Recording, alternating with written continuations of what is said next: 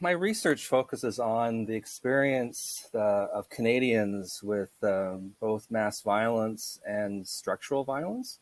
So, for example, over a period of 7 years, we worked with Montrealers who experienced war and genocide in various corners of the world, Rwanda in 1994, and who ended up here in Montreal and who are now Canadian. So, in a way, their story is now our story.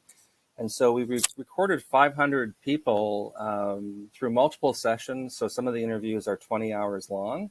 And we approached it as a life story. So we were interested in, of course, what happened in Rwanda in 1994, but we wanted to understand what that meant to their whole life, right? And so we need to know what sort of happened before and after, and to sort of situate that violence within lives lived.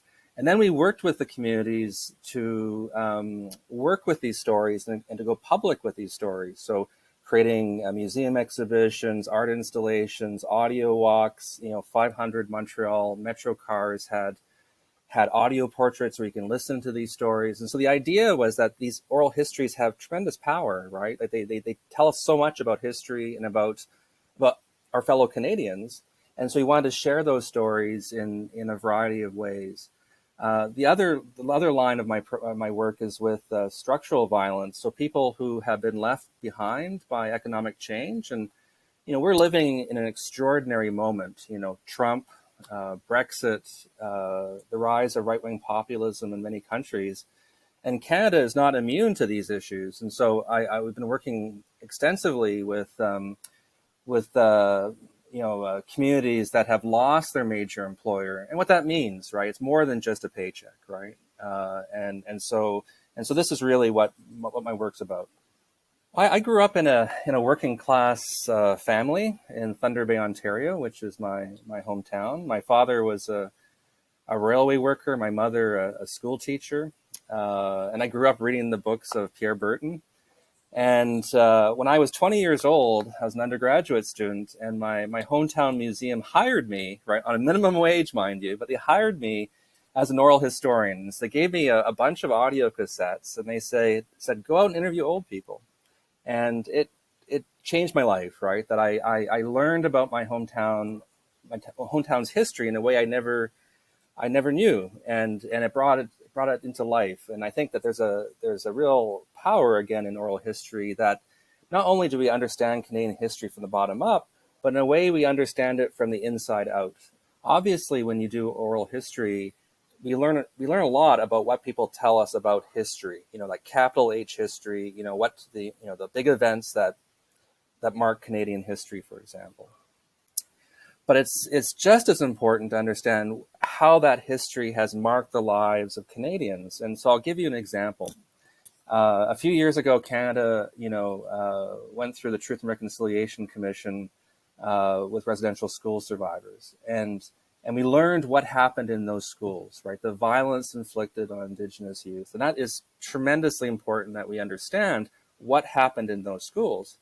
But it's just as important for us to understand what happened next, right? And how that violence and the impact of that violence rippled out through individualized families, communities, through generations even, right? And not to consider that ripple is actually to diminish our understanding of the violence. So oral history allows us to get into the more profound consequences of history and the relationship between the past and the present. And I think this is vital. For the past 15 years, I've been working with PAJ Rwanda, which is an organization representing Rwandan genocide survivors here in Montreal. And it's a large community and people who have experienced horrific things. And I've seen how our work has helped, right? That, for example, in the Montreal Life Stories project, where we interviewed together with PAJ Rwanda, right? So Rwandans are on both sides of the video cameras. All these genocide survivors. What the community then did was they actually, created these spaces where they have like an all-day intergenerational conversation, right? Where you would be watching some of these interviews and then sharing your stories in person. And then what they did, like a whole day, everyone had a pile of these cards, very colorful cards, where you can write a memory with a date. And on the front, they had the years, like 1945 all the way to the present. And over the course of the day, there's like 150 people in the room, people would walk up and pin, their memory, onto this timeline. And by the end of the day, the wall was covered with memory. So you go from the individual to the collective, right? And so that to me is an example of how, oral history can open up a space for the kinds of conversations that are needed, that help break the silence, that help almost heal, in the sense that they regenerate the connection. So if you think of the Rwandan community, the genocide tore apart a lot of connections, right, between generations, people who were in Rwanda, people who were already exiled.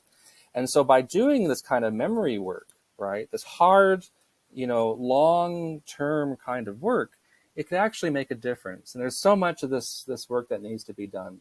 And to me, this is actually ends up being a great strength of oral history, in the sense that it is not just a university thing, but it's actually part of a wider societal project, right? I do think history is a societal project. It doesn't belong to anyone, or it belongs to all of us, right? And we all need to be part of the conversation.